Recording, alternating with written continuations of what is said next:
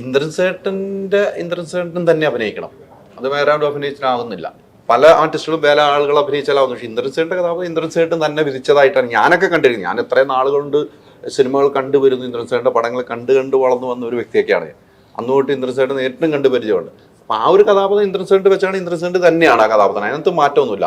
അവിടെയൊക്കെ ഈ നേരത്തെ പറഞ്ഞ പോലെ ചിലത് നമ്മൾ പറഞ്ഞ് ഫലിപ്പിക്കും, നമ്മൾ ഫലിപ്പിക്കുമ്പോൾ നമ്മൾ വീണ് പോവും. വന്നു കഴിയുമ്പോഴാണോ അയ്യോ ഒരു വീഴ്ചയായിപ്പോ വന്നു പോകുമ്പോ അല്ലെ.